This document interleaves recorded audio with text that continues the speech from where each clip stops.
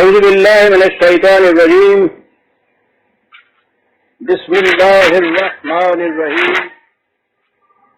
عزیزان من، آج مئی 1976 کی 23 تاریخ ہے اور درس قرآن کریم کا آغاز سورہ طٰہٰ کی آیت 77 سے ہو رہا ہے. 20/77. جیسا کہ آپ کو معلوم ہے،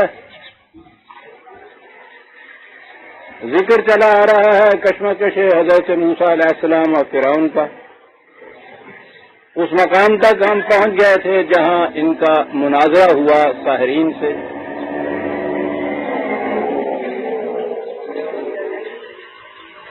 وہاں کے مندر کے ان پروہتوں نے جب حضرت موسیٰ علیہ السلام کی طرف سے پیش کردہ دلائل و براہین پر غور کیا تو وہ ان کے مسلک اور دین کی صداقت کے قائل ہو گئے اور وہیں انہوں نے اعلان کر دیا اپنے ایمان لانے کا. اور اس پہ فرعون جس انداز سے بھڑک اٹھا وہ پچھلے درس میں ہمارے سامنے آیات آ چکی. یہ سلسلہ وہاں ختم ہوا اور اس کے بعد اس کی اگلی کڑی ہمارے سامنے آتی ہے کہ وَلَقَدْ أَوْحَيْنَا إِلَىٰ مُوسَىٰ أَنْ أَسْرِ بِعِبَادِي فَاضْرِبْ لَهُمْ طَرِيقًا فِي الْبَحْرِ يَبَسًا. ہم نے حضرت موسیٰ کی طرف وحی کی کہ اب بنی اسرائیل کو راتوں رات یہاں سے نکال کر لے جاؤ. یہ ہے بنی اسرائیل کی ہجرت جسے کہیں گے، مصر سے سینا کے صحراؤں کی طرف ان کا انتقال مکانی. اور یہاں پھر وہی ہمارے سامنے عصائے موسوی آتا ہے اور پھر وہی اس کی اعجاز فرمائیاں آتی ہیں. وہ قرآن کریم میں ہے فَاضْرِب بِعَصَاكَ الْبَحْرَ. ترجمہ اس کا کیا جاتا ہے کہ اپنے عصا اور سونٹے سے سمندر کو مار اور وہ پھٹ جائے گا، دو حصوں میں بٹ جائے گا اور راستہ درمیان میں سے جو راستہ نکلے گا اس میں سے تم اسرائیل کو لے کے پار ہو جاؤ. چنانچہ وہ اس طرح سے ان کو لے کر دوسری سمت چلے گئے اور پیچھے سے فرعون اور اس کے لشکر آئے. انہوں نے بھی دیکھا کہ راستہ خشک ہے، وہ بھی اس میں آئے اور وہ یوں ہی اندر آئے اور پانی چڑھ گیا اور وہ غرق ہو گئے. یہاں پھر جو کچھ کرایا جا رہا ہے وہ اس عصا اور سوٹے سے ہی کرایا جا رہا ہے. یعنی ذہن ادھر ہی منتقل ہوتا ہے کہ اس سوٹے کے اندر کوئی چیز تھی، ورنہ یہاں تو بہت آسان تھا نا کہ جب تم جاؤ ہم سمندر سے کہیں گے کہ راستہ دے دو، سمندر پھٹ جائے گا، راستہ مل جائے گا، وہاں سے گزر جاؤ، سیدھی بات تھی. لیکن نہ خدا کی طرف سے یہ ہے کہ ہم یہ کچھ کہہ دیں گے، نہ حضرت موسیٰ کی طرف سے ہے کہ تم کھڑے ہو جاؤ سمندر کے کنارے اور کہو کہ میرے اللہ کے حکم سے پھٹ جاؤ، وہ پھٹ جائے گا. نہیں، وہ سونٹا مارو. پہلے بھی تو اس میدان میں جتنا کچھ آپ کے سامنے آیا ہے وہ سوٹے نہیں کیا ہے نا. یہاں بھی وہی عصا آتا ہے.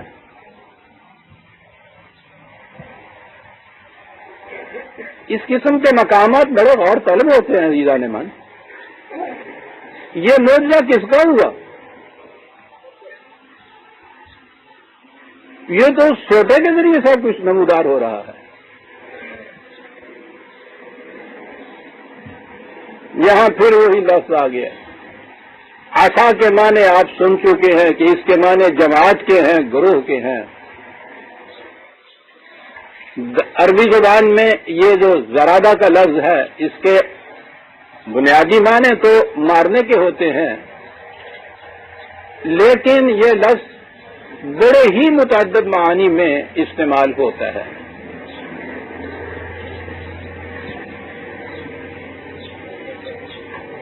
ان معانی میں ایک معنی ان کے ہاں ہوتا ہے، ضرب فی الارض کے معنی ہوتا ہے سفر کرنا۔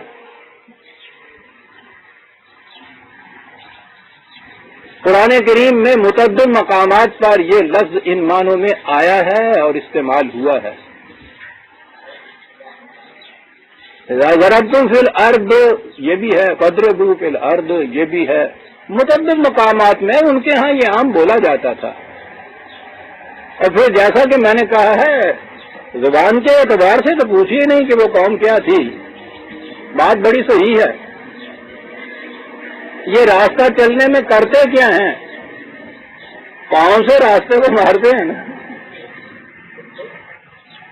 اس کا صحیح ترجمہ فارسی والوں نے کیا، ہمارے ہاں بھی جو یہ پھر متداول ہے، پامال کرنا۔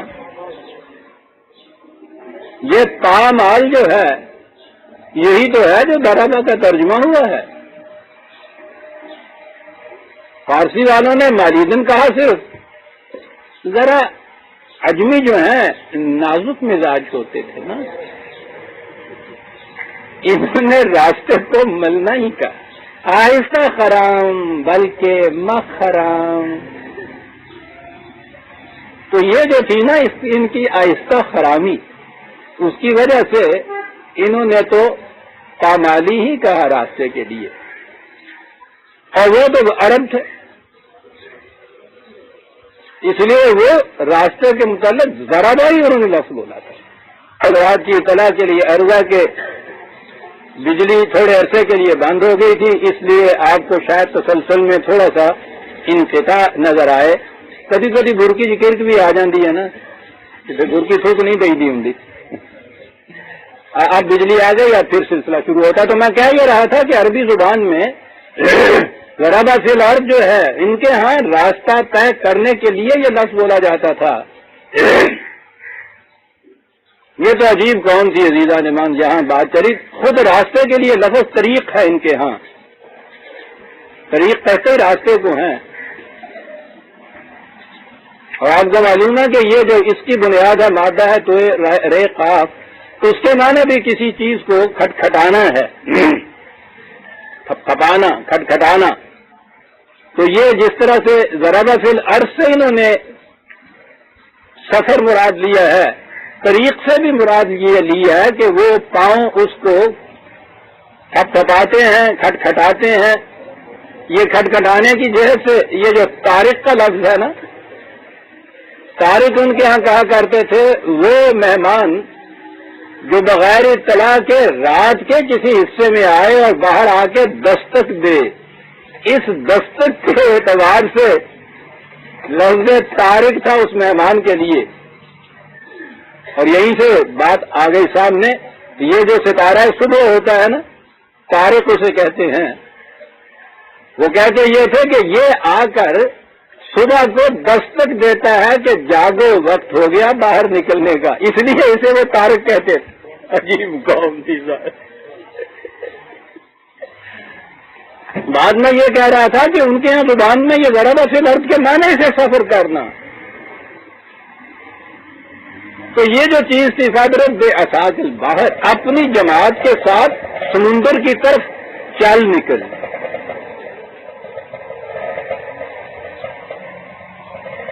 میں یہاں عزیزان میں نے ایک بات بڑی اہم بتاؤں، قرآن کریم کے سمجھنے کا طریق کیا ہے۔ میں نے عرض کیا ہے کہ قرآن کے الفاظ جہاں بھی آئے انہیں یوں آگے نہیں بڑھ جانا چاہیے ان سے۔ آپ اگر اس پہ غور کریں گے تو وہاں سے آپ کو جسے کہتے ہیں نا سراغ مل جائے گا، کلیو مل جائے گا غور کرنے کے لیے۔ آپ دیکھیے کہ مثلاً مجھے کہاں سے یہ کلیو ملا یا سراغ کہاں سے ملا کہ کھڑے ہو کے بات سوچو۔ سورہ الشورى میں یہی ذکر چلا آ رہا ہے، 26/60 سے 62 تک سمجھ لیجئے آیات میں۔ وہاں یہ کہا ہے کہ یہ لے کے نکلے، آگے سمندر تھا، پیچھے سے فرعون کا لشکر جو تھا وہ چلا آ رہا تھا۔ یہ گھبرا اٹھے بنی اسرائیل. فلما ترى الجمعان قال اصحاب موسى انا لمدركون. یہ چلا اٹھے کہ مارے گئے، ہم پکڑے گئے، دبوچے گئے جسے ہم کہتے ہیں. آگے سمندر پانی، پیچھے آگے فرعون کا لشکر، درمیان میں گھر گئے یہ بنی اسرائیل. تو چلا اٹھ. حضرت موسیٰ نے جواب دیا قالا کلا. عجیب لفظ ہوتا ہے. ہرگز ایسا نہیں ہوگا، قطعاً ایسا نہیں ہوگا. انا معی ربی، میں تنہا نہیں ہوں، میرے ساتھ میرا خدا بھی ہے. بہت اچھا ہے. تو سیدھی سی بات ہے کہ چلتے ہیں، وہ خدا خود ہی وہ سمندر پھاڑ دے گا، وہاں سے نکل جائیں گے. لفظ یہ ہے جہاں سے کھڑا ہونا پڑتا ہے. انا معی ربی، میرا رب میرے ساتھ ہے. وہ کیا کرے گا؟ سیہدین، وہ ضرور کوئی ایسا راستہ ہمیں بتائے گا جہاں سے حفاظت سے چلے جائیں ہم. یہ ہے نقطہ عزیزان من. اگر اس سمندر کو موجزانہ طور پہ ہی پھٹ کے راستہ دینا تھا تو کسی خاص راستے کی ضرورت ہی نہیں تھی. بات یہ تھی کہ چلے چلو تم سمندر کے کنارے، میرا رب میرے ساتھ ہے، وہ سمندر کو پھاڑ دے گا، راستہ نکل آئے گا. یہ جو کہا گیا ہے سیہدین، اور پھر یہ بھی پتا چلا کہ خدا کی معیت کرتی کیا ہے. میرا رب میرے ساتھ ہے. رب ساتھ ہو کر کیا کرتا ہے؟ وہ اس قسم کی کرشمے سازیاں نہیں کرتا. سیاحتی، وہ راستہ دکھاتا ہے.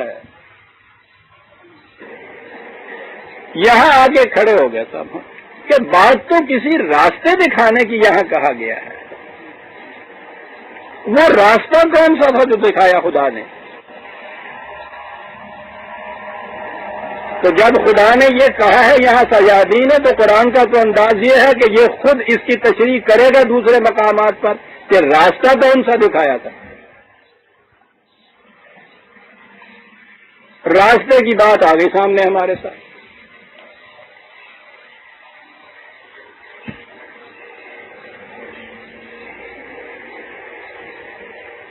ذرا ذہن میں لے آئیے آج کے جغرافیے کو بھی، اگرچہ وہ اس دور سے ذرا مختلف ہو گیا ہے. مصر سے صحرائے سینا کی طرف راستے میں بحیرہ قلزم یا ریڈ سی پڑتا ہے نا.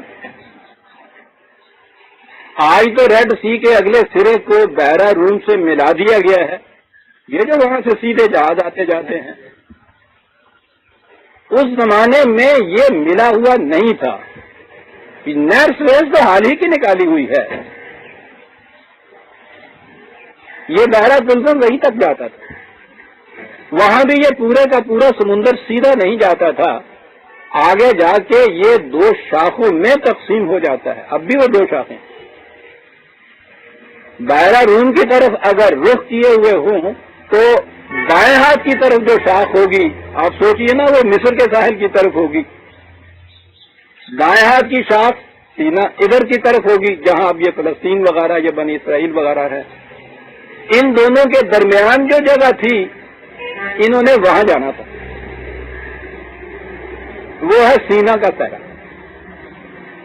ادھر سے وہ شاخ جو تھی بحیرہ قلزم کی، ذہن میں رکھ رہے ہیں نا آپ، ادھر سے آئے مصر کی طرف سے ساحل پہ، تو آگے یہ شاخ جو تھی یہ پڑتی تھی درمیان میں، اور آخری حصے میں پہنچ کے وہاں سمندر نہیں تھا، خشکی آ گئی ہوئی تھی.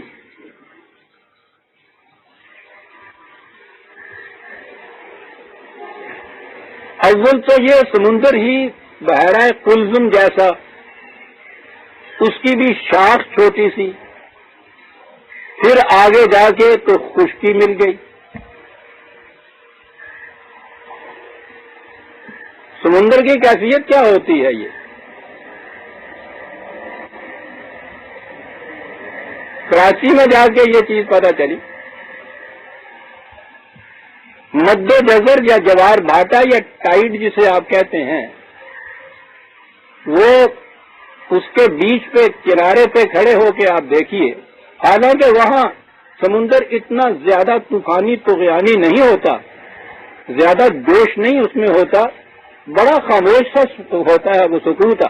اس میں بھی کیفیت یہ ہوتی ہے کہ جب وہ وہاں مد آتا ہے، پانی چڑھتا ہے، بڑی دور تک چلا جاتا ہے وہ چڑھ کے پانی، اور پھر جب اترتا ہے تو وہ نیچے سے خشک زمین نظر آ جاتی ہے.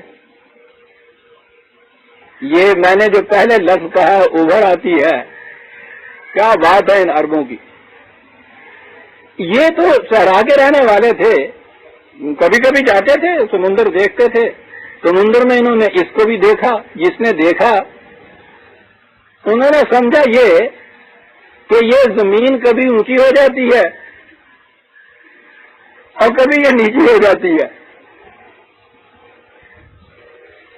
تو یہ جو تھا نا زمین کا اونچا اور نیچا ہونا، یہ اسے سمجھتے تھے کہ یہ ہے جس کی وجہ سے کہ یہ پانی جو نیچے ہو جاتی ہے تو آگے آ جاتا ہے، ابھر آتی ہے تو پیچھے چلا جاتا ہے. یہ جو تھا نا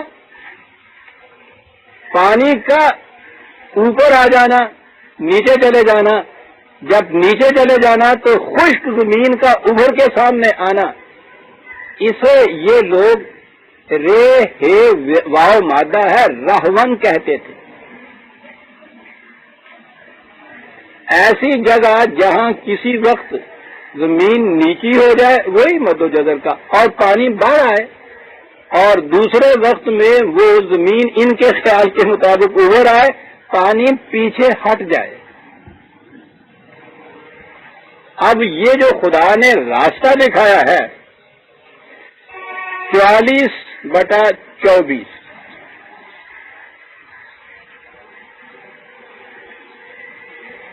کہا یہ موسیٰ سے وہی الفاظ ہے، فَأَسْرِ بِعِبَادِي لَيْلًا،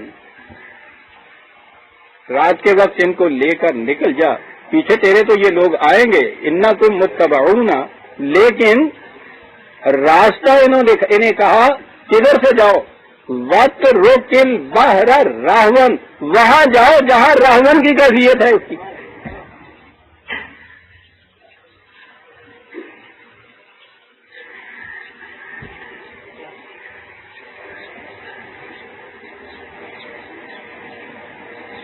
وہاں جاؤ.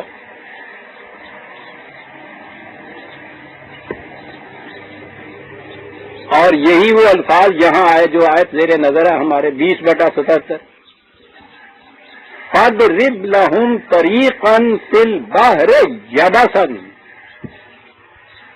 ان کو لے چل اس راستے کے اوپر جہاں وہ سمندر یبسن، یابس تو آپ کو پتا ہے خشک ہوتا ہے. پھر دیکھیے اس زبان کی کیفیت، جو چیز شروع سے خشک ہو یہ اسے یابس نہیں کہتے، یابس نہیں کہتے. یابس ہر اس چیز کو کہتے ہیں جو کبھی تر ہو اور پھر خشک ہو گئی ہو، وہی رہون.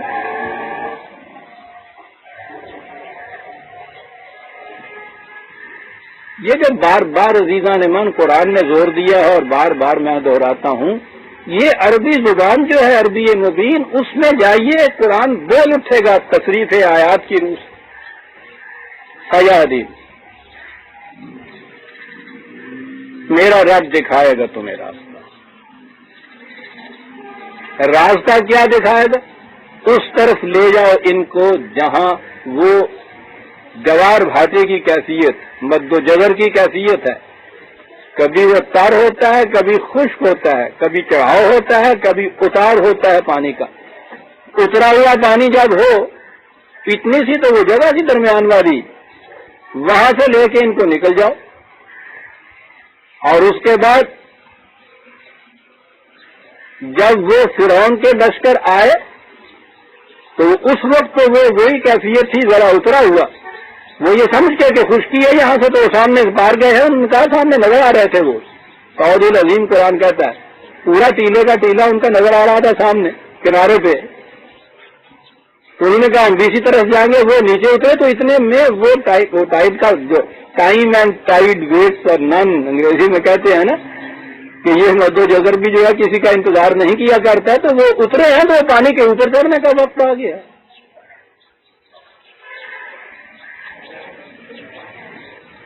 وہ غرق ہو گئے۔ یہ جو قصہ تھا نا سمندر کے پھٹنے کا، یہ تورات میں تھا، چلا آ رہا تھا۔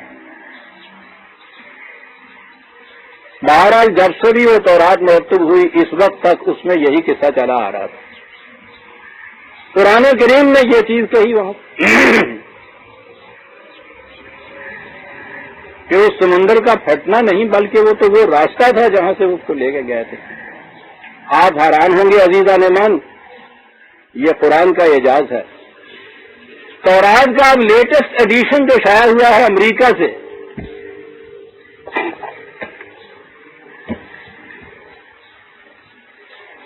اسے چند سال ہی ہوئے،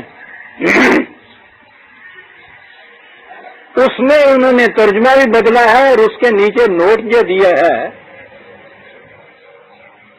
کہ جہاں سے حضرت موسیٰ علیہ السلام نے پار کیا تھا وہ بحیرہ کلزم کا، وہ سمندر کا راستہ یہ نہیں تھا۔ اس کے آخر میں وہ گئے تھے اور وہاں بہت سا سرکنڈا اگا ہوا تھا۔ تو سرکنڈا تو سمندر کے اندر نہیں اگتا، وہ اس کنارے پہ اگتا ہے جہاں پانی آئے جائے۔ تو انہوں نے لکھا یہ ہے کہ اسے ریڈ سی نہیں بلکہ سی آف ریڈز کہتے ہیں، سرکنڈے والا سمندر۔ انہوں نے اب تورات میں یہ لکھ دیا ہے کہ اب تحقیق جدیدہ نے یہ بتایا ہے کہ وہ یہ جو ریڈ سی اٹسیلف تھا اس کے اندر سے نہیں بلکہ اس کے اس شاخ کے کنارے سے اس مقام سے گئے تھے جسے سی آف ریڈز کہا جاتا ہے۔ وہاں کچھ دلدل نما سی زمین تو تھی، سمندر والا پانی اس وقت نہیں تھا، یہ وہاں سے لے کے اور پار گئے تھے۔ تورات میں انہوں نے اب اس چیز کی ترمیم کی ہے۔ قرآن نے 1400 سال پیشتر کہا تھا عزیزان من، جب دنیا میں کسی نے بھی یہ بات نہیں بتائی تھی کہ وہ تو رہون اور یبسن کا طریق تھا جہاں سے وہ لے کے گئے تھے۔ انہوں نے تو اپنے ہاں وہ ترمیم کر لی، آپ کے ہاں بدستور وہی کچھ کہے چلے جا رہے ہیں۔ یہ کیوں ہے؟ وہ تو تحقیق کے قائل ہیں، غور و فکر کے قائل ہیں، نئی نئی باتیں لے آتے ہیں، لیکن آپ کے ہاں تو متقدمین جو لکھ چکے ہیں ان سے 1 انچ ادھر ادھر ہٹنا جو ہے وہ بھی کفر ہے۔ متقدمین کے جغرافیے میں جو ان کے یہاں پڑھایا جاتا تھا، اب مجھے پتہ نہیں پڑھایا جاتا جو نہیں، 3 ہی بر اعظم تھے اس زمانے میں، آسٹریلیا اور امریکہ ابھی دریافت نہیں ہوا تھا، وہ آج تک 3 ہی بر اعظم والا جغرافیہ چلا جا رہا ہے صاحب۔ وہ کہے بابا یہ تو 5 ہو گئے، انہوں نے کہا نہیں، یہ متقدمین کے طریق کے خلاف ہوگا ایسا کہنا جو ہے۔ ٹھیک ہے جی،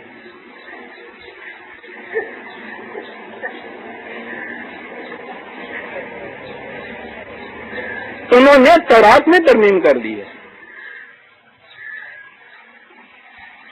ٹھیک ہے، انہوں نے اپنی انڈیپینڈنٹلی تحقیق کی ہوگی، میں نہیں کہہ سکتا۔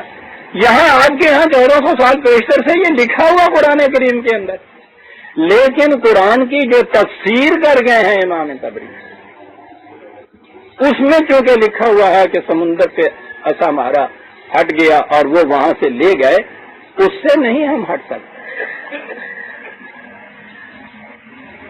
بھائی قرآن نے یہ لکھا، کہنے کہ ٹھیک لکھا ہے، سوٹا مارا تھا تو خشک ہو گئی زمین، یہی لکھا قرآن نے، اور کیا لکھا؟ ٹھیک ہے جی۔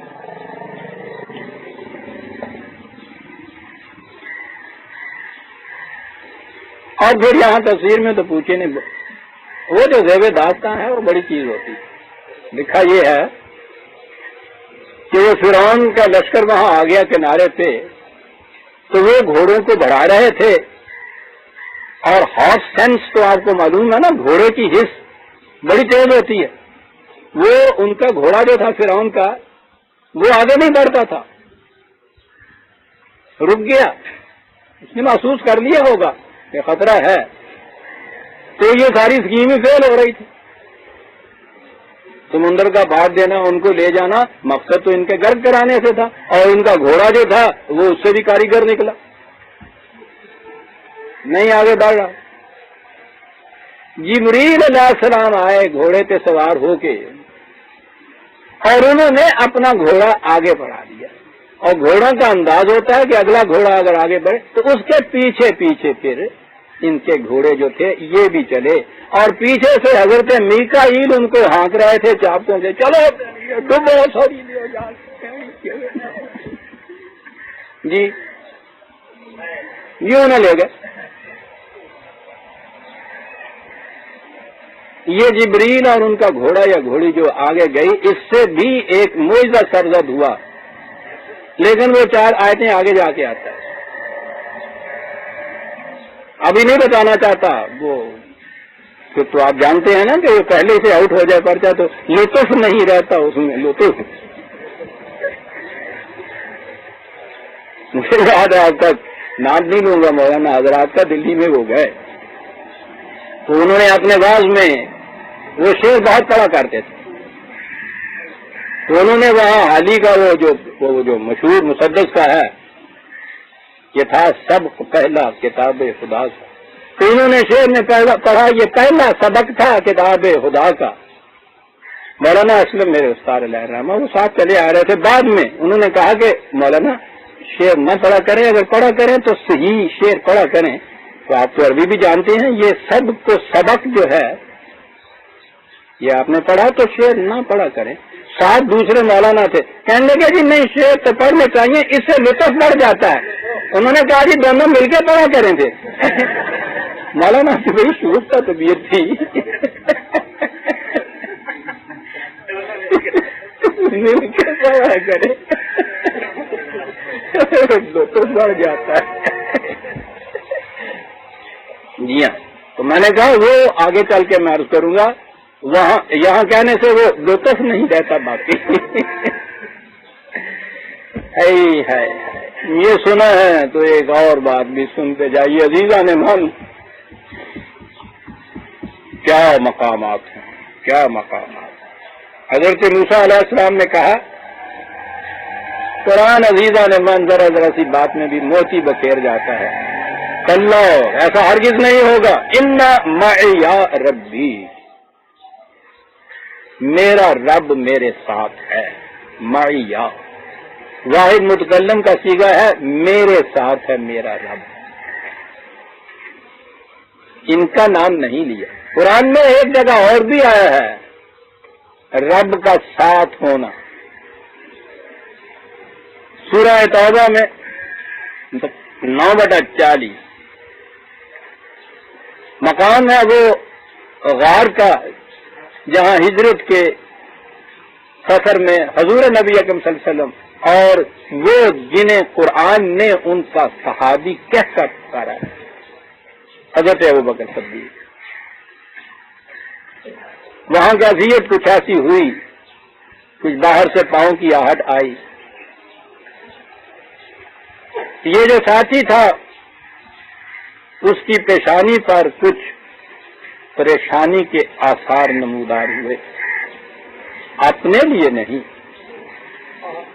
اس ساتھی کی حفاظت کے لیے جو کائنات میں عزیز ترین مقامات ہیں. اور یہ چیز عزیزان من میں محض عقیدت کی بنا پہ نہیں کہتا. قرآن نے کہا ہوا ہے کہ نبی اگر تمہیں تمہاری اپنی جانوں سے بھی عزیز زیادہ نہ ہو تو مومن نہیں ہو سکتے تم. یہ مومن تھا, نبی اپنی جان سے زیادہ عزیز تھا. کچھ گھبراہٹ کے آثار اس ہمارے غیر غور فرمائیے عزیز کا. اس یقول لصاحب ہی, رسول نے اپنے صاحب سے کہا, لصاحب ہی, کیا بات ہے صاحب, خدا کی وہی رسول کی زبان سے اس ساتھی کے لیے لصاحب ہی کے لفظ آ رہا ہے. کیا مقام ہے ان لوگوں کا صاحب, لصاحب ہی. یہ لفظ جو ہے عربی زبان کے اندر بھی ہمیشہ بڑے اور بزرگ کے لیے آتا ہے. اب بھی صاحب کا لفظ آپ جانتے ہیں, یعنی ہماری زبان میں بھی ہے. لصاحب ہی کیا کہا, لا تحزن, پریشان مت ہو.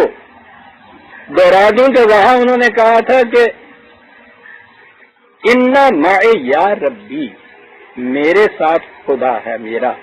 کہا کہ لا تحزن ان اللہ معنا، ہم دونوں کے ساتھ خدا ہے.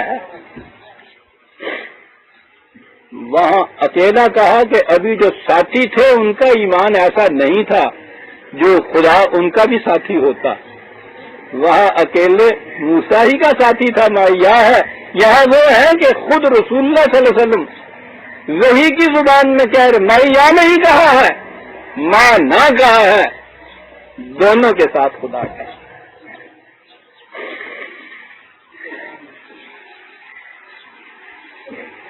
عزیزان من، سعادت ساتھ دے تو قرآن پڑھا کہ ان اللہ معنا.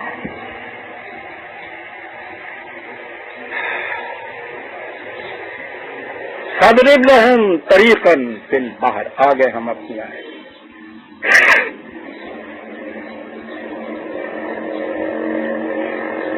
طریقا فی البحر، جاؤ لے کے اپنے ان ساتھیوں کو اس راستے کے اوپر جو تمہیں وہاں لے جائے گا جہاں دریا کا پانی خشک ہو جائے، وہ ملے گا جہاں خشک راستہ ملے گا تمہیں، اور وہ راستہ خشک ہوگا راہون کے ذریعے سے. یاد رکھنا، وہاں جا کے وہاں کنارے پہ نہ بیٹھے رہنا، وہ اتنی سی دیر کے اندر پیچھے ہٹ کے آ جایا کرتا ہے. راہون دوسری جگہ کہا لا تخافوا درکم ولا تخشوا. انہوں نے کہا تھا نا ساتھیوں نے انا لمدرکون، کہ آگے ہم گرفت میں. نہیں، تمہیں نہ تو ان کی گرفت کا کوئی خطرہ کرنا چاہیے، ولا تخشا، نہ ڈوبنے کا اندیشہ ہونا چاہیے. دونوں خطروں کے متعلق معمونیت کا اعلان کر دیا تھا.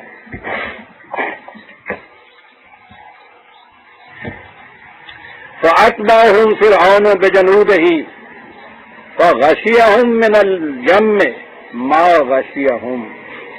وہ فرعون آگے گیا، کیا بات ہے کہ کیا بات، پانی نے ڈھانپ لیا ان کو جیسے پانی ڈھانپا کرتا جیسے ڈھانپا کرتا ہے. کوئی خارق عادت بات نہیں ہے.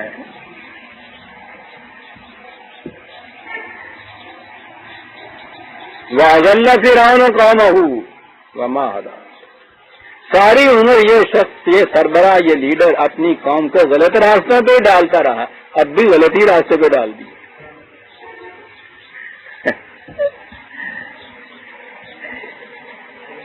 یہاں پھر مخاطب کیا نبی اکرم صلی اللہ علیہ وسلم کے زمانے کے یہود کو، یا بنی اسرائیل قد انجیناکم من عدوکم.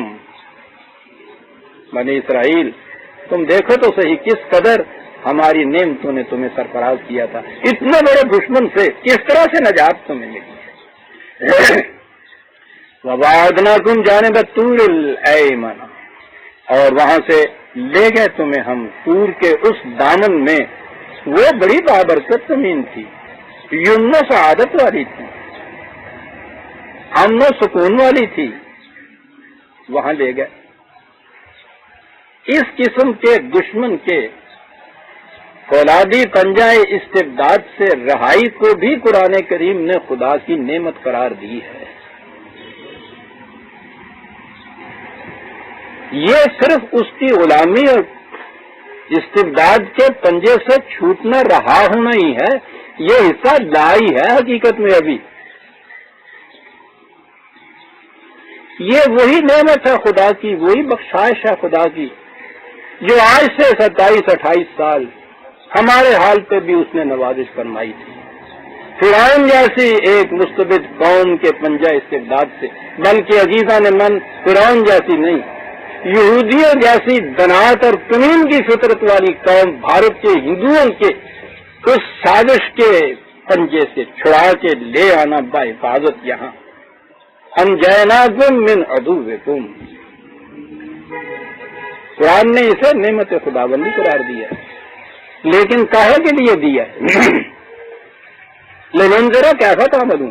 یہ محض اس لیے ہے کہ وہاں تمہارے لیے اس کا امکان نہیں تھا کہ تم بتا سکتے کہ ہم کیسے کام کرتے. جب کہا جاتا ہے تم کہتے ہیں کہ صاحب ہم تو غلامی کے شکنجے میں جکڑے ہوئے، ان کے معصوم ہیں، ان کے ماتحت ہیں، جیسا یہ حکم دیتے ہیں ہم کرتے ہیں، ہمیں امکان ہی نہیں ہے، لیکن ذرا کیسا تعملون، ہم اس طرح سے آزادیاں دلا دیا کرتی ہیں قوم کو تاکہ دیکھیں کہ تم کیا کام کرتے ہو، کیسے کام کرتے ہو۔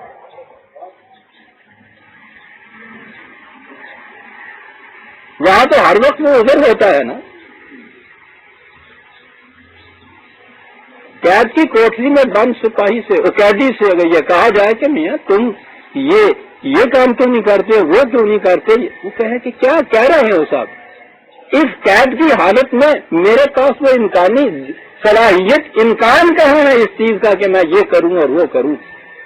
اسے قید سے رہا کرا کے باہر نکال کے کہہ دیا جائے کہ لو بھائی وہ عذر تو ہوا نا ختم، اب تم پھر وہ کر کے دکھاؤ، ہم دیکھتے ہیں۔ تو قوموں کی زندگی میں یہ جو اس طرح سے نجات ملتی ہے دشمن سے، یہ ٹھیک ہے کہ اس قوم کی اپنی کاریگری نہیں اس میں ہوتی، وہ تو کسی صاحب ضرب کلیم جو ہے یہ اس کی مار کا آرائیاں ہوتی ہیں جس کے صدقے میں یہ ہو جاتا ہے۔ بلا تمثیل عرض کروں گا، نبوت کا سوال نہیں ہے، قوموں کو اس قسم کے رہنما مل جاتے ہیں، اقبال اور قائد اعظم علیہم الرحمہ، انہوں نے یہی کام کیا تھا۔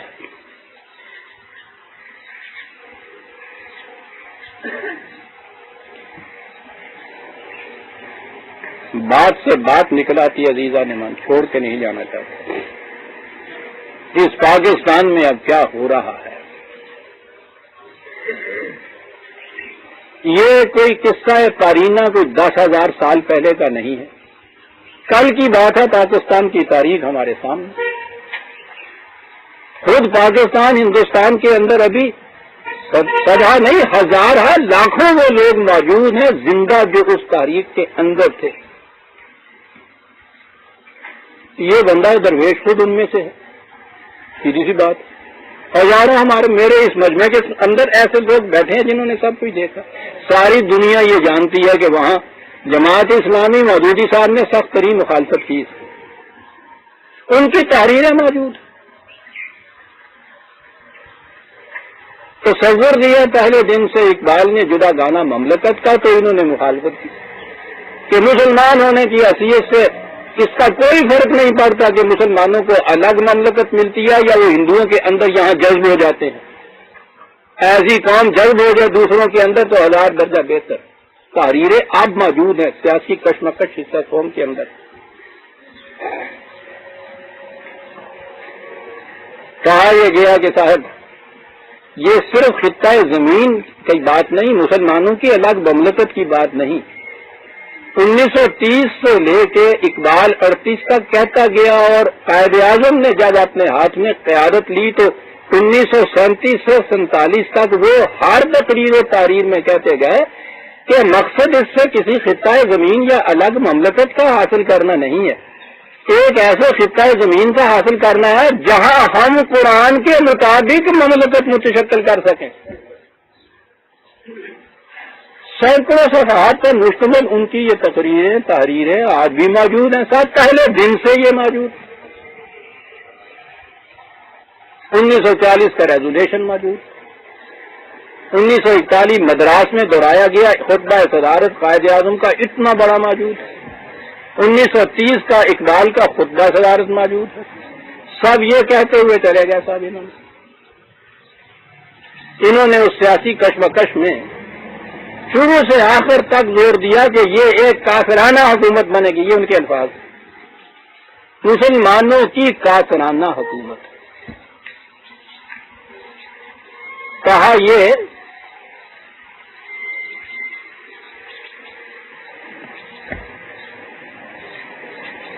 چیز جو تھی میں نے عرض کیا ہے کہ یہ ان مضامین میں یہ لکھتے چلے آئے، یہاں آنے کے بعد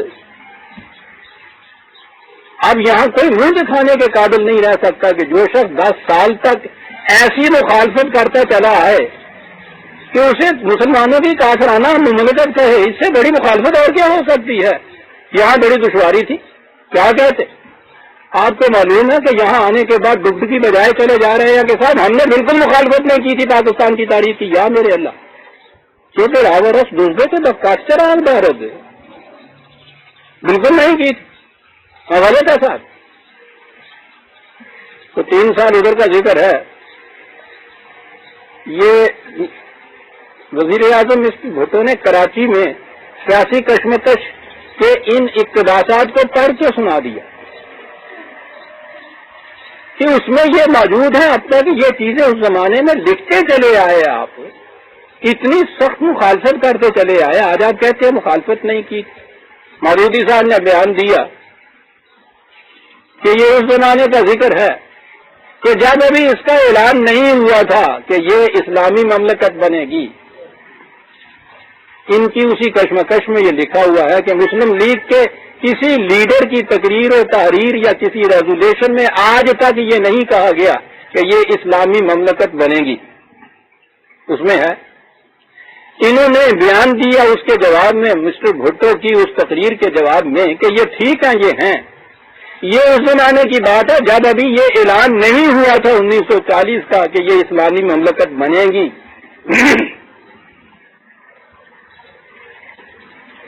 اللہ سے یہ لکھا جاتا ہے, بڑی معقول بات نظر آتی ہے.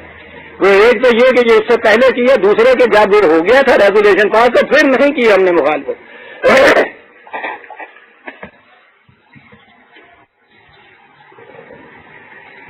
طلوع اسلام میں اس کے جواب میں لکھا گیا مسلسل سے کہ یہ جو آپ نے لکھا ہوا ہے کہ مسلم لیگ کے کسی لیڈر نے یا مسلم لیگ نے آج تک یہ نہیں کہا, جسے آج آپ کہتے ہیں کہ 1940 کے ریزولوشن سے پہلے کی بات ہے. یہ ترجمان القرآن فروری اور مارچ 41 میں لکھا ہوا ہے.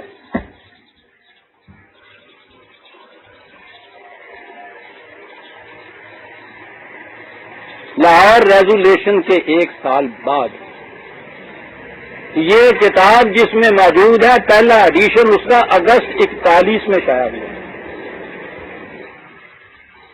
اس کے متعدد ایڈیشن آج تک شائع ہوتے چلے آ رہے ہیں. یہی کچھ اس میں ابھی تک لکھا ہے, اس میں کوئی ترمیم نہیں کی گئی. 40 سے 47 تک جو آپ کہہ رہے ہیں کہ ریزولوشن پاس ہونے کے گویا بعد نہیں مخالفت کی تھی, پہلے کی بات تھی. مسلسل ہر سال ہر مقام پر یہ دہراتے چلے گئے, کافرانہ اور فاسقانہ,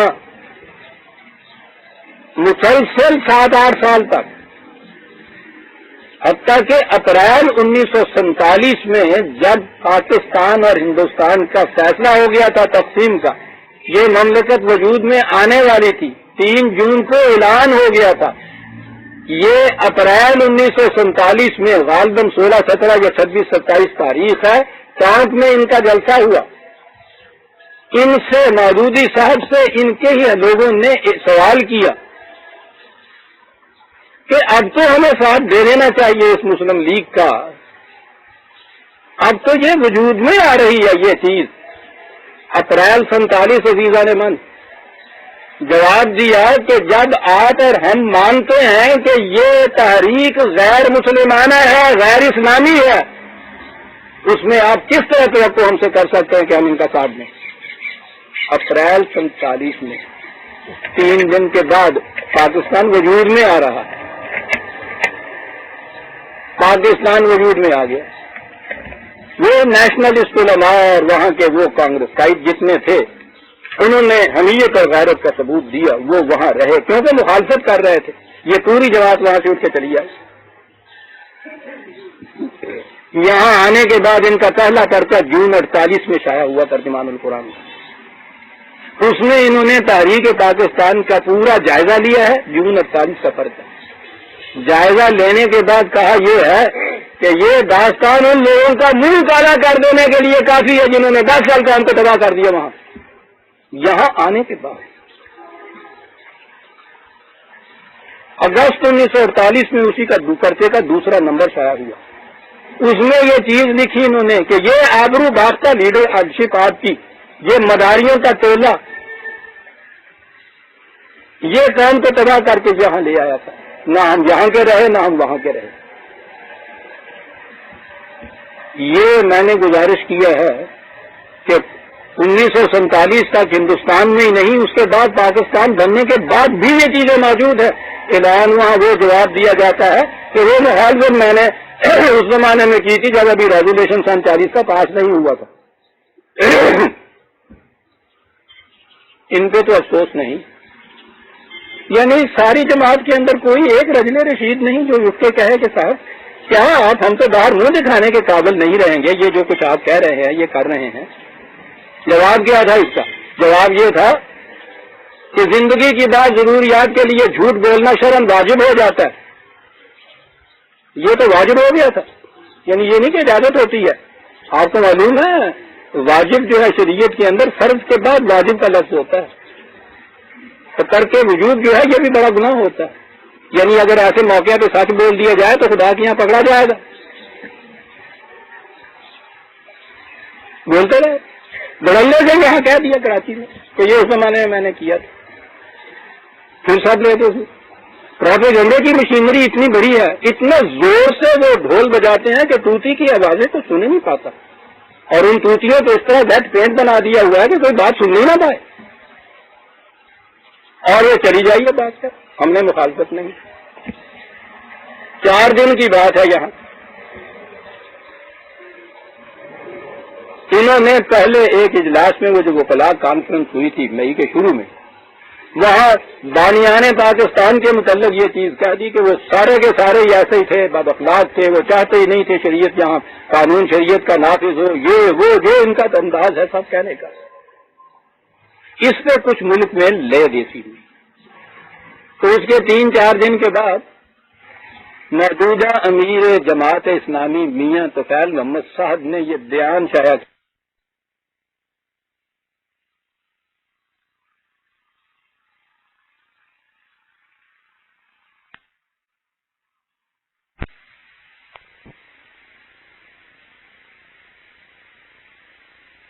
تقریر کی اپنے ہی جلسے میں. اس تقریر میں یہ کہا کہ پاکستان 3 شخصیتوں نے بنایا: اقبال، مودودی صاحب، قائد اعظم. ہم نے کہا چلو صاحب تیسرا حصہ ہی صحیح، ان بیچاروں کے حصے میں کچھ تو آیا، تشریح ملاحظہ فرمائیے کہ ان کا دونوں کا حصہ کیا تھا. کہا اقبال نے تو صرف یہ کہا تھا کہ مسلمانوں کی الگ مملکت ہونی چاہیے، بس. یعنی جیسے اور مملکتیں ہیں ان میں ایک اور مملکت ہونی چاہیے. اور انہوں نے اس کے خلاف لکھا تھا کہ مسلمان ہونے کی حیثیت سے میرے نزدیک کوئی اہمیت اس کو نہیں ہے کہ مسلمانوں کی الگ مملکت یہاں بن جائے یا ہندوؤں کے اندر یہ جذب ہو جائیں. اقبال نے تو اتنا ہی دیا تھا. انہوں نے جب ڈانٹ دی تو اس کا تو دم نکل گیا، وہ تو چلے گا 38 میں. تو میں کیا کر بیٹھا، رہ گئے 2. اس کے بعد کہتے ہیں کہ پاکستان کا نظریہ جو اس کی بنیاد ہے وہ مودودی صاحب نے دیا، اور قائد اعظم نے اس نظریے کے مطابق یہ مملکت حاصل کر دی. جی انجینئر یہی تھے، وہ تو یوں ہی راج مزدور تھا بیچارہ. روز رات میں آ جانا سی پوچھنے کی کالے کن کس طرح نال اتارنی ہے، تو میرے دادے سن یہ چاہ لکھا ہے چل. وہ ان کے نظریے کے مطابق یہ مملکت حاصل کر رہے تھے، تو چاہیے تو یہ تھا نا کہ یہ خود یہ اپنی جماعت یہ کہتی کہ بھائی یہ ہمارے ہی نظریے کو کیری آؤٹ کر رہے ہیں، ہمیں ان کے ساتھ تعاون کرنا چاہیے، بلکہ بہت زیادہ ان کے ساتھ آگے بڑھنا چاہیے تھا. وہ ان کے نظریے کے مطابق مملکت حاصل کر رہے تھے، اور یہ ہر بار ان کے خلاف گالیاں دے رہے تھے، غیر اسلامی ہے، کافرانہ ہے. ارے تمہارے نظریے کے مطابق مملکت بن رہی ہے، کافرانہ کہہ رہے ہو؟ کبھی تو سچی بات نکلی جاتی ہے نا ان سے. کیا کر رہے ہو تم؟ کیا چلے جا رہے ہو؟ 47 تک کہہ رہے ہیں کہ غیر اسلامی ہے. جب یہ بن بھی گئی بقول ان کے دیے ہوئے نظریے کے مطابق قائد اعظم نے ایک مملکت بنائی، اور اپریل 47 میں کہہ رہے ہیں غیر اسلامی ہے، اور بن چکنے کے بعد یہ کہہ رہے ہیں، بن چکنے کے بعد قائد اعظم گئے ہوں گے نا کہ ان کے حضور کے جناب حضور کے نظریے کے مطابق تعمیل ارشاد میں نے وہ مملکت بنا دی. کہنے لگے ہے مہاری ایسی کی تیسی. وہ جون 48 کا قصہ کہ یہ ساری جتنی تاریخ اور اس کی داستان ہے سامنے کھڑے ہوئے کو کہہ دیا معاذ اللہ، تمہارا منہ کالا کر دینے کے قابل ہے، یہ کرتوت ہے تمہارے، اور صلح مانگنے کے لیے آ گئے ہم سے، آبرو باختہ قیادت، قوم کو تباہ کرنے والے، نکل جاؤ یہاں سے۔ وہ بیچارہ یہاں سے نکل گیا، زیارت کے جنگلوں میں جا بیٹھا، اور وہاں سے اس کی لاش ہی آئی۔ 4 دن ہوئے ہیں یہ بیان شائع ہو رہا ہے امیر جماعت اسلامی کفیل محمد صاحب، 3 شخصیتوں نے پاکستان بنایا، 3 میں سے 2 کی تو یہ کیفیت، اقبال نے تو صرف تصور الگ مملکت کا دیا، نظریہ انہوں نے دیا کہ یہ مملکت یوں بننا چاہیے، اور کیری آؤٹ کیا قائد اعظم نے، ان کا صرف یہ ہے کریڈٹ۔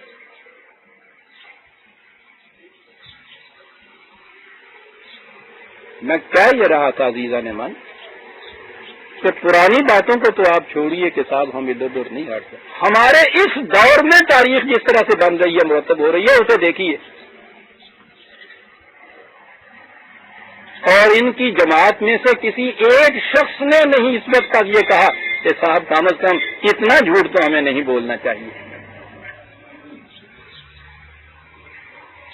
کتنا جھوٹ۔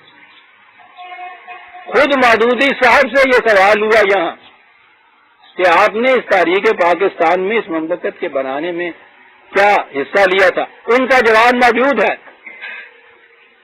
کہ یہ ٹھیک ہے کہ یہ پاکستان مسلم لیگ ہی نے پاکستان کو حاصل کیا تھا، اس کا سہرا ان کے سر ہے، ہمیں اعتراض ہے کہ ہم نے ان کا ساتھ نہیں دیا تھا، یہ بھی موجود ہے۔ اب یہ بھی یہ ہے کہ انہی کے نظریے کے مطابق تو یہ سب کچھ بنا تھا، اور یہ بھی موجود ہے کہ بنانے والا جو تھا قائد اعظم، وہ تو غنیمت ہے، اقبال بیچارہ مرا گیا، اسے پاکستان بننے کے بعد اس کی زندگی میں کہا جا رہا ہے کہ تمہارا منہ کالا کر دینے کے لیے کافی ہے، جو کچھ کر کے آ گئے تم معذر۔ کل کو تاریخ انہی کے ہاتھوں سے مرتب ہوگی۔ عزیزان من، جتنی کتابیں اس وقت نصاب کی پڑھائی جا رہی ہیں اسلامیات کے نام سے جو سازش ہو رہی ہے، انہی کی کتابیں، کل کو تاریخ پاکستان میں نصاب کی کتاب بھی انہی کی جائے گی۔ آج تو اب بھی ذرا شرموں کو شرمی کہہ لو، وہ 2 کا ساتھ نام لے دیا ہے کہ اقبال نے چلو اتنا سا دیا، قائد اعظم نے یہ کر کے دیا، نظریہ بہرحال ان کا تھا، کریڈٹ تو اسی کو جاتا جس نے اس دور میں یہ نظریہ دیا۔ آپ دیکھیے گا کہ وہ تاریخ بنی، پتہ نہیں ہم ہوں گے یا نہیں اس وقت، اس میں ان دونوں کا نام ویسے ہی حذف ہو جائے گا، اکیلا ہی رہ جائے گا، انا الموجود لا غیری۔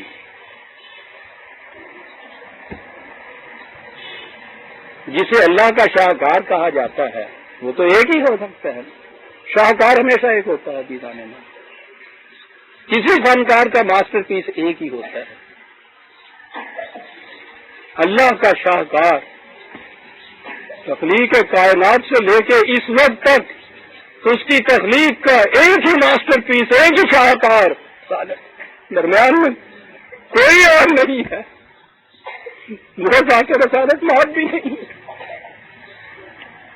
کوئی پوچھنے والا نہیں۔ ٹھیک ہے، پرویز کو کافر قرار دیے چلے جاؤ، ڈگڈگی بجائے چلیے جاؤ، گولی مارو، تو اس ساری ملک قوم کے اندر کوئی رجل رشید نہیں ہے جو پوچھ لے کہ صاحب اس قدر حالت، اس قدر حد تک کی جا رہی، کسی کو چھوڑا ہی نہیں جا رہا، یہاں سے فتویٰ دے دیا یہاں آتے ہی، معلوم تھا کہ الیکشن کے اندر ہم جیت نہیں سکیں گے، تو ان کا تو جو کچھ فیصلہ ہوتا ہے وہ تو دین کے مطابق ہوتا ہے، دین کے مطابق فیصلہ دے دیا کہ اسلام کی روح سے الیکشن میں حصہ لینا بالکل کافرانہ غیر اسلامی، کوئی شخص جو امیدوار بن کے اٹھتا ہے کسی مقصد کے لیے اور ٹکٹ دیتا ہے، اس کا اٹھنا بھی غیر اسلامی، اس کو ووٹ دینا بھی خلاف اسلام، یہ اعلان کر دیا۔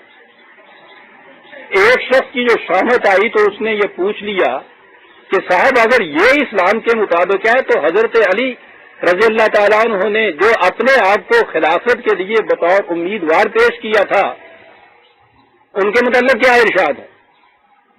سنیے عزیزان من، رسائل و مسائل ان کی کتاب جو ہے، پہلا حصہ، اس میں لکھا ہوا ہے کہ یہ ٹھیک ہے کہ انہوں نے یہ وہ کھڑے ہوئے تھے، لیکن سن رکھیے کہ ان بڑے بڑے بزرگوں کے جو نیک روشیں ہیں ان کا تو ہمیں اتباع کرنا چاہیے، لیکن ان کی لغزشوں کا اتباع نہیں ہمیں کرنا چاہیے۔ وہ تو اپنے بڑے بڑے حسن عمل کی بدولت ان لغزشوں سے بھی ان کے تو معافی مل جائے گی، ان کو بخشے جائیں گے۔ ہم نے اگر ان لغزشوں کا بھی اتباع کیا تو ہماری تو خیریت نہیں ہے، اس لیے ہم ان کی ان لغزشوں کا اتباع نہیں کر سکتے۔ لغزشیں حضرت ایسی ہم نہیں تباہ کر سکتے۔ اگلے الیکشن کے وقت حالات بہتر نظر آئے، فرمایا کہ اسلامی جماعت الیکشنوں میں حصہ لے گی، امیدوار اپنے کھڑے کرے گی، وہ کیا۔ کہا گیا صاحب یہ کیا کہہ رہے؟ کہنے لگے غور کرنے والے دیکھیں گے کہ یہ عین اسلام کے مطابق ہے، اسلام کے خلاف نہیں ہے۔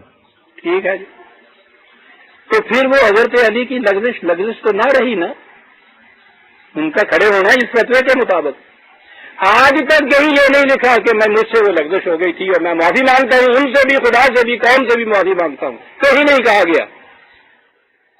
اس کا اعتراف کر لینا کہ صاحب میں نے کہیں غلطی کی تھی، اللہ اکبر اللہ اکبر۔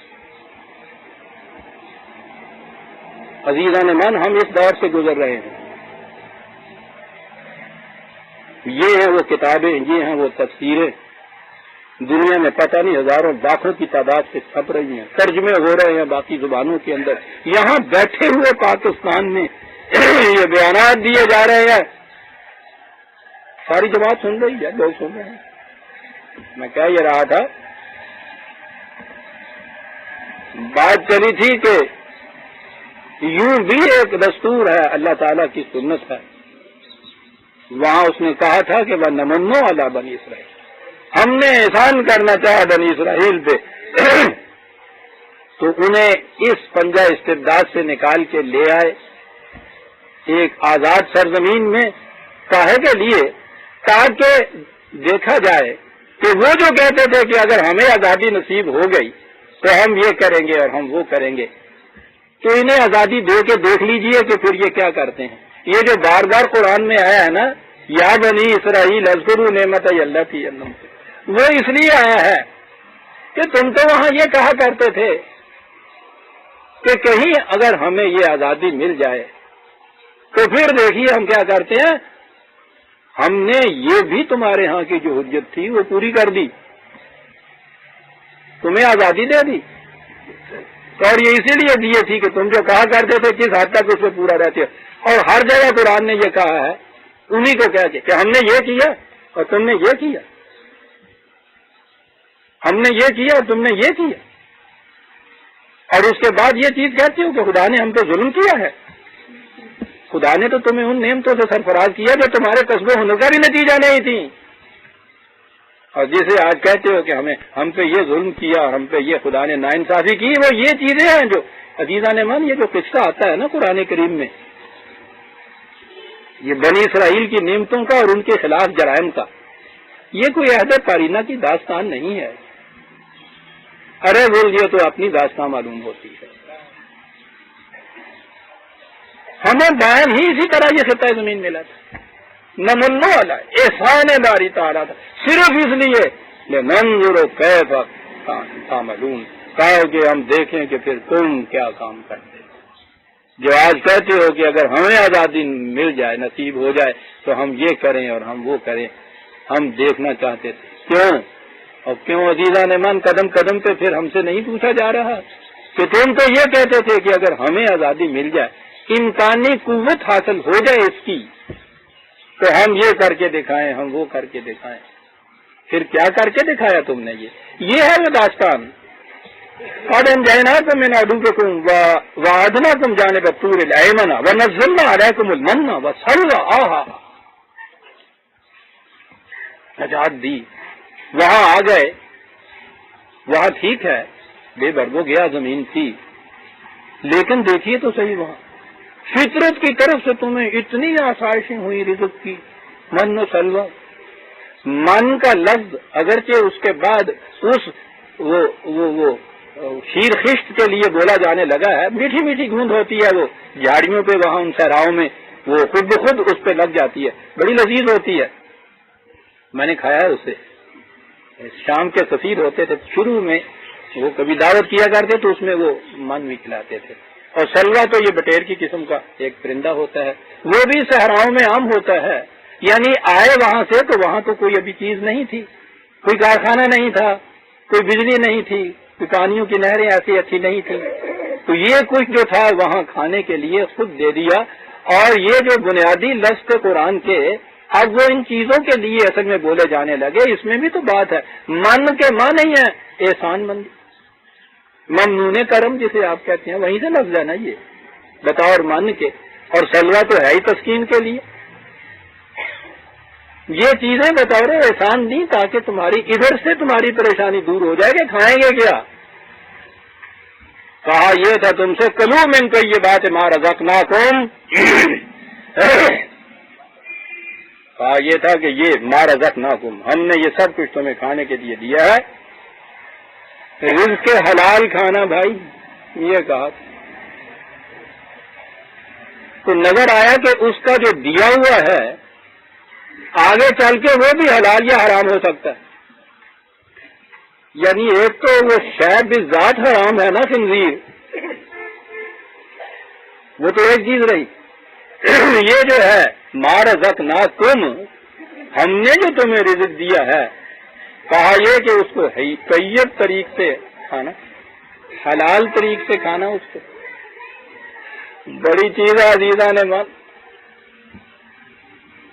اس کا دیا ہوا رزق بھی اگر غلط طریق سے کھایا جائے اس کے قوانین کے خلاف تو وہ بھی حرام ہو جاتا ہے.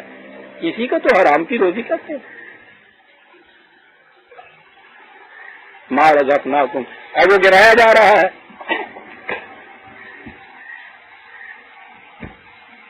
کہ تم نے حرام کیسے کر دیا.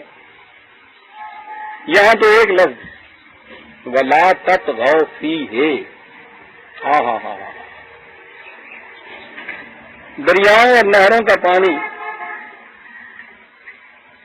وہی جو آگے ندی نالے تیرا سننے جنہوں کہتے ہیں، یہ وہ نالیں جو جاتی ہیں کھیتوں میں ساحلوں کے اندر چلی جائے، ہر جگہ وہ طیب زندگی پیدا کرتا چلا جاتا ہے. اچھل جائے جب وہ پانی تباہیاں لے آتا ہے. رزق طیب کے متعلق کہا کہ تمہیں بتا چھوڑیں ایک اصولی بات، ولا تطغوا، اسے سیلاب نہ بننے دینا، حدود کے اندر رکھنا. قربان جائے قرآن کے ساتھ ایک لفظ. یہ جتنی تباہی آئی ہوئی ہے آپ کے ملک کے اوپر، روز لفظ استعمال کرتے ہیں کہ سیم و زر کا سیلاب آیا ہوا ہے، دولت کا سیلاب آیا ہوا ہے. تطغوا یہی تو ہے، سیلاب آ جاتا ہے. وہی پانی جو ممد حیات ہوتا ہے وہی مرگ آفری ہو جاتا ہے. پھر جب وہ موت بنتا ہے عزیزان من، تو پھر وہ جب آتا ہے گاؤں میں تو وہ مندر اور مسجد کی تمیز بھی نہیں کرتا. قرآن نے یہی کہا ہے کہ ڈرو اس فتنے سے جب وہ آیا کرتا ہے تو پھر وہ انہی تک نہیں رہا کرتا جو ظالمین تھے، جن کے ظلم و ستم کی وجہ سے وہ آتا وہ سب کو اپنی لپیٹ میں لے لیا کرتا ہے. لا تطغوا فیہ، ایسا کیا تم نے، ہاں یاد آ گیا، تورات میں ہے. تعریف شدہ کتابوں کے اندر بھی کہیں کہیں بچے کھچے آثار ایسے ملتے ہیں کہ حضرت موسیٰ علیہ السلام نے قوم سے کہا تھا کہ جاتے ہو باہر، وہ باہر کھلی ہوئی جھاڑیوں کے اندر رزق بکھرا پڑا تھا، وہاں سے اکٹھا ہی کرنا تھا نا. یہ جو پرندے وہاں پھر رہے تھے ان کو پکڑنا ہی تھا نا. اور آدمی آئے کہ حضرت موسیٰ نے ان سے کہا علیہ السلام کہ جاؤ یہ اکٹھا کرو، اکٹھا کرنے کے بعد یہاں لا کے رکھو، اور ان میں سے ہر شخص اتنا لے کے جائے جتنے آدمی اس نفر اس کے کیمپ کے اندر ہیں. یہ نہیں کہ جتنا تم اکٹھا کر لو سارا لے جاؤ وہاں، وہ تو لاؤ یہاں. اور اس میں سے ہر فرد کی ضرورت کے مطابق لے کے جاؤ. اور اس کے آگے ہے کہ یاد رکھو اگر کسی نے ضروریات سے زیادہ کوئی شخص لے گیا اور وہاں جا کے جمع کر لیا تو اس رزق میں کیڑے پڑ جائیں گے. تورات میں ہے لا تطغوا. یہ ہے قرآن کا معاشی نظام. عزیزان مان، خدا کی دیے ہوئے رزق اور اس کی نعمتوں کو پوری بھرپور نعمتوں سے اکٹھا کرو، جا کے اکٹھا کر کے شام کو اپنے اپنے گھر نہ لے جاؤ، ان کو وہاں لا کے جمع کر دو، اور اس میں سے اپنے اپنے گھرانے کی ضروریات کے مطابق لیتے چلے جاؤ. رزق حلال ہو گیا. اور اس طرح جتنا لوٹ کا مار سمجھ کے جو کسی کے ہاتھ میں لے گیا اپنے یہاں، رزق حرام ہو گیا. اس لیے کہ تطغوا فی یہ ہو گیا. تطغوا فی یہ اگر ہو گیا فَيَحِلَّ عَلَيْكُمْ غَضَبِي، وہی خدا کے جس نے احسان کے طور پہ یہ دیا تھا. غضب کے معنی ہوتا ہے جھلس کے رہ جانا کسی چیز کا. وہ جو اس نے کہا ہے نا کہ جس کھیت کیا ہے وہ میسر نہ ہو، دہقاں کو میسر نہ ہو روزی، اس کھیت کے ہر خوشائے گندم کو جلا دو. یہ فطرت کے تقاضوں کے مطابق کہا. بات اور طرف نکل جائے گی. غضبی جلا کے رکھ دیں گے، یاد رکھیں اگر ایسا کیا تو. وَمَن يَحْلِلْ عَلَيْهِ غَضَبِي فَقَدْ هَوَىٰ. آواز تمہیں بتائیں کہ خدا کا غضب جن پہ نازل ہوتا ہے ان کی کیفیت کیا ہوا کرتی ہے. فقد ہوا. یہ حرص و ہوا کا لفظ تو آپ نے سنا ہوگا، بولتے بھی ہیں. یہ وہی لفظ تو ہے. آئیے اب اس پھر عرب کی زبان کی طرف. یہ ہوا کہتے ہیں اس چیز کو جیسے پہاڑ کی چوٹی سے پتھر کو چھوڑ دیا جائے تو وہ پہلے تو شروع میں آہستہ آہستہ گرتا ہے، پھر اپنا مومنٹم اس کو اتنا زیادہ تیز کر دیتا ہے کہ وہ پھر تیزی کے ساتھ نیچے لڑتا ہے، بڑی تیزی سے. جو چیز اس طرح سے پستی کی طرف آ رہی ہو اسے ہوا کہتے ہیں. اور وہ استعمال کرتے تھے ان پست جذبات کے لیے جو انسان کو شرافت کے معیار سے دناعت کی پستیوں میں گرا دے. کہا اگر رزق کی یہ کیفیت ہو گئی تو ٹھیک ہے، لے تو جاؤ گے تم لوٹ کے سب کچھ. خدا کا غضب نازل ہو جایا کرتا ہے اور اس کے بعد پھر ان جذبات کی پرستش کرنے لگ جاتی ہے قوم جو اسے شرف انسانیت کی چوٹیوں سے پستیوں کی طرف لے جاتا ہے. فقط ہوا. لیکن قرآن ہے مایوس نہیں ہونے دیتا، ابدی طور پر راندہ درگاہ وہ کسی کو نہیں کرتا. وَإِنِّي لَغَفَّارٌ لِمَن تَابَ. کوئی بات نہیں، ہم حفاظت کا سامان باہم پہنچا دیں گے، پھر اور دے دیں گے، کوئی بات نہیں، گھبراؤ نہیں، مایوس نہ ہوئی. کس کے لیے؟ لمن تابا. سمجھا چکا ہوں تابا. لوٹو وہاں سے، لاؤ جو سارا کچھ زیادہ اکٹھا کیا تھا وہاں مرکز کے اندر. پہلی چیز تو یہ ہوگی نا. وہ آمنا، ایمان لاؤ اس بات کے کہ اتنا ہی حلال ہے جتنا ضرورت کے لیے کافی. وہ عمل صالحا، اور اس کے بعد پھر لگ جاؤ محنت کرنے کے لیے. اب یہ جو تمہارا عمل ہوگا کہ بھرپور محنت سے کماؤ، یہ اتنا ہی جتنے کی ضرورت ہے، یہ عمل صالح ہے. اصلاح کے زمانے ہمواریاں پیدا کرنا ہوتا ہے. اج ان سہاگا کہتے ہو نا تھی پنجابی جی، وہ ہوں نا انہوں دے صالح عمل صالحا. وہاں تھا فقد ہوا، اور وہاں ہے ثم اہتدوا. اس کے متعلق آپ کہیں گے کہ خدا کی بتائی ہوئی رہنمائی کے پیچھے چل رہا ہے. درمیان میں سے یہ بات آ گئی، صحرائے سینا میں یہ آ کے بس گئے. اور قرآن یہ بتاتا ہے کہ قومیں جب ایک مدت تک غلامی کے شکنجے میں جکڑی رہتی ہیں کہ ان کے دل کی گہرائیوں تک حاکم قوم کی روش، عادات و دساتیر اور اخلاق و عادات بس جاتی ہیں، حتیٰ کہ ان کے عقائد تک ان کے خون کے اندر حلول کر. اب آگے قرآن یہ بتا رہا، یہ بنی اسرائیل انبیاء کرام کی قومیں، پے در پے ہم ان کے اندر انبیاء کا سلسلہ جاری رہا. حضرت ابراہیم علیہ السلام سے ہی لے لیا جائے اگر نسلی اعتبار سے ان کو، تو ایسے ایسے جلیل القدر انبیاء حضرت ابراہیم علیہ السلام، حضرت اسحاق، حضرت یعقوب، حضرت اسماعیل، حضرت یعقوب، حضرت یوسف وغیرہ معاف رکھیے گا.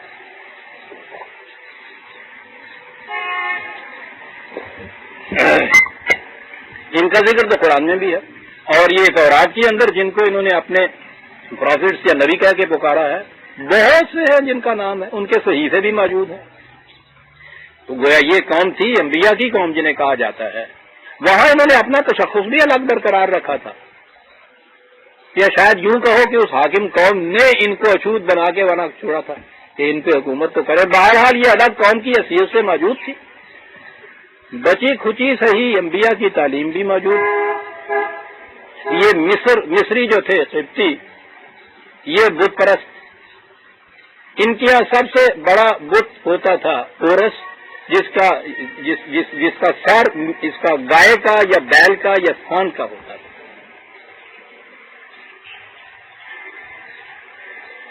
آگے چل کے آؤں گا تو میں عرض کروں گا یہ جو قرآن کریم میں ہے نا عزیر کا ذکر، یہ اسی بت کا نام تھا ان کے ہاں. اوسورس انگریزی میں اس کو کہتے تھے، یونانی میں بلکہ. بہرحال یہ اسی پوجا کیا کرتے تھے. حضرت موسیٰ علیہ السلام انہیں نکال کے لے آئے، اور قرآن کریم میں یعنی کتنا بڑا احسان ہے یہ صاحب، اس کے 10 برس سے بچانا، سمندر میں سے اس طرح سے باحفاظت یہاں لے آنا، یہاں آ کے من و سلوہ یوں کھانے کے لیے دینا، آزادی کی فضاؤں کے اندر یہ اذن بال کشائی دینا. یہاں آئے تو قرآن نے جو پہلی بات کی ہے نا وہ یہ ہے کہ حضرت موسیٰ لے کے چلے آئے.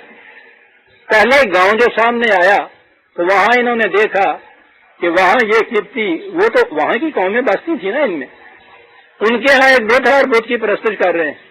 حضرت موسیٰ علیہ السلام کا دامن پکڑ کے بیٹھ گئے کہ موسیٰ ہمیں بھی ایسا بت بنا دو، ہم بھی پرستش کریں گے.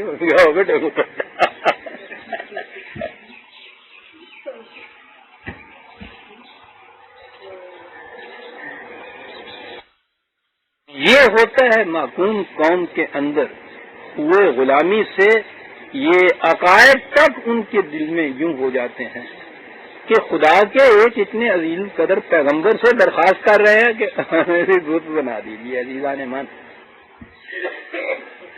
ابھی تو انہوں نے درخواست کی ہے کہ بت بنانے کا سامان نہیں تھا. ذرا آگے چلیں گے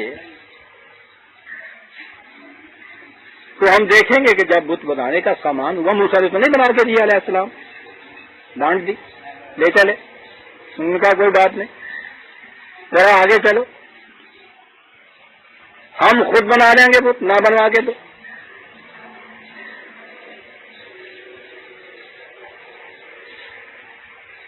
آج تو میرے بھائیوں یہ سب 10 بجے تک ہی ہے نا وقت، منٹ رہ گئے چند ہی تھوڑے. بات یہاں سے شروع ہو گئی کہ جب انہیں بت بنانے کا سامان میسر آیا تو پھر انہوں نے کیا کیا؟ جب سامان میسر آیا، حضرت موسیٰ علیہ السلام سے تو فرمائش کی، انہوں نے تو ڈانٹ دیا، بنوا کے نہیں انہوں نے دیا. سامان میسر آیا. اس زمانے میں معلوم یہ ہوتا ہے کہ بہرحال وہ بت بنائے جاتے تھے یا وہ بہرحال خریدے جاتے تھے. وہ ایک بت ہوتا تھا، مندر میں رکھا جاتا تھا. وہ جگہ جگہ بت بکھرے ہوئے نہیں ہوتے تھے. تو اس لیے جب یہ آگے چلے ہیں تو بت کوئی نہیں تھا. اور یہ قوم جو سن 47 میں اس طرح سے کلزم واگا کا پار کر کے یہاں آئی، یہاں تو گلی کوچے میں بت یہاں موجود تھے. فلاں حضرت صاحب کا مزار، فلاں کا جھنڈا، فلاں کی قبر، فلاں کا یہ قصہ پہلے سے موجود تھے. وہ اتنا ہی تھا کہ وہ تھوڑے تھے، بت پرست زیادہ تھے، تھوڑے تھے. سن 47 میں یہاں جس قدر مزارات تھیں، آج سن 76 میں دیکھ لیجئے کہ اس کے مقابلے میں کتنی اور زیادہ بڑھ گئی. نئے ولی تو پیدا ہوئے نہیں اس دور میں.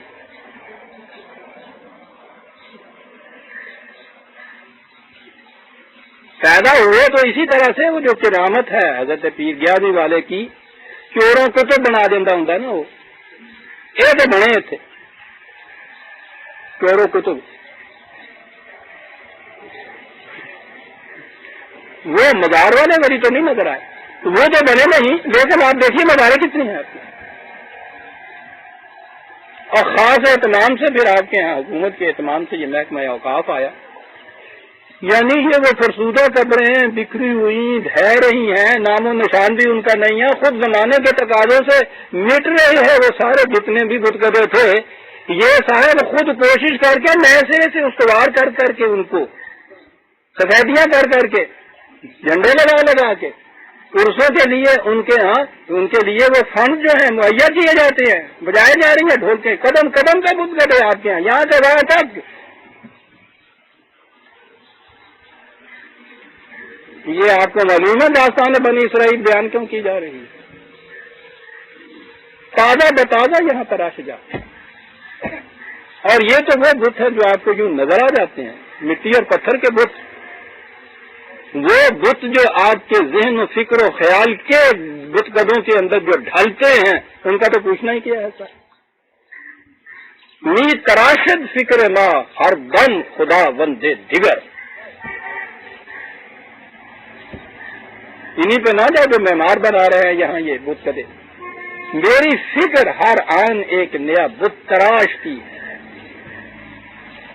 رست از یک بند، کسی طرح سے کسی ایک بت کی پرستش سے رسی ٹوٹتی ہے، استاد در بندے دیگر، میں دوسرا تراش لیتا ہوں، اس کے سامنے ہاتھ جوڑ کے کھڑا ہو جاتا ہے۔ اور اس بت پرستی کے دائرہ کہاں تک محیط ہے؟ ہاں، رحمت اقبال را در کعبہ ہے شیخ حرم، حج کرنے کے لیے تو یہ آ گیا ہے اقبال، اسے حریم کعبہ میں نہ داخل ہونے دینا، نہ داخل ہونے دینا۔ وہ کیوں نہ داخل ہونے دیں صاحب، مسلمان ہے، حج کرنے آیا، کہتا تمہیں پتہ نہیں ہے ہر زمان در آستی دارت خدا بندے دیگر، ایسا چھپائے ہونے نے بت جڑا نماز حج کرنے جایا ہوتا پیا یہاں چھپائے ہوئے۔ بنی اسرائیل نے تو صرف ایک بت بنوانے کی فرمائش کی تھی، آپ دیکھ رہے ہیں یہاں کیا ہو رہا ہے ہمارے ساتھ۔